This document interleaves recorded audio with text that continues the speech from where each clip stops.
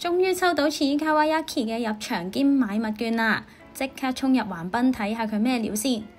原來佢係喺個美食廣場入面其中一個只係得外賣嘅攤檔，所以大家買完之後係要自己帶走食㗎。今次我就覺得真係中晒伏啦！呢條片呢就會分享我嘅經驗。首先呢，想買嘅商品係全部冇晒㗎，得返御三家 Yaki 嘅公仔，而且呢每人係限購一隻嘅。本身其實係有咁多商品㗎，最想買呢就係個牌仔吊飾。咁好快呢就 all in 咗3隻公仔啦，同埋揀咗有個6隻味都齊晒嘅 set， 於是就埋單啦。一共係有3個 set 可以揀，而且全部都有英文，所以唔使擔心睇唔明，可以跟返自己嘅口味去選擇。俾完錢之後就係最重要嘅打卡位啦。影埋相又排隊，買完嘢打埋卡都唔使5分鐘啊！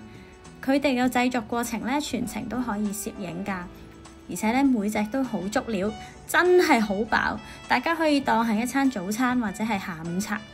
佢一共就有6個味，包括紅豆、忌廉、朱古力、番薯、芝麻同埋芝士。味道方面呢，就正正常常啦，未至於難食，但係一定稱唔上好食㗎啦。但係呢，就勝在可愛啦。不過呢，真係有啲乾啊，所以大家食嘅時候真係要買杯嘢去送。同埋呢，食嘅時候真係唔好望啊，真係唔忍心咬落去㗎。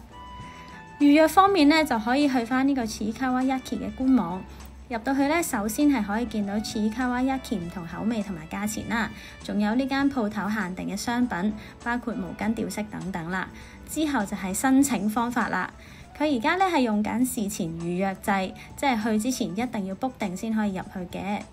我今次呢就係抽選嘅，就係嚟店14日之前開放申請，7日之前嘅2359截止啦。6日之前呢就會話俾你知抽選結果，透過 email 通知。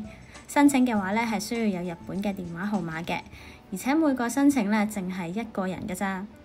兔哥隔離呢就係申請表啦，撳入去呢就可以見到抽選申請受付中呢個字，下面呢係有唔同嘅日子可以俾你揀嘅。我揀咗3日啦，咁淨係得1日抽中咗啫。但係可能因為熱潮真係過咗，或者佢而家冇乜貨啦。我去到嗰日呢唔見有好多人喎，發現原來佢根本有得即日預約㗎。所以大家其實唔使大費周章，喺申請表呢個網頁呢碌落少少，見到先着預約呢，其實呢度就係可以即日或者早幾日先至預約嘅申請表啦，係完全唔需要抽選㗎，即係抽選嚟呢係廢㗎。不過呢都要戴翻個頭盔，就係佢有機會補咗貨之後呢，又會突然之間多人翻嘅。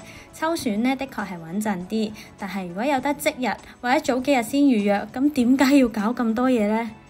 講到呢度，個人覺得就真係可以去開橫濱呢，先順便過嚟望一望，唔需要特登為咗佢呢計劃1日行程過嚟嘅。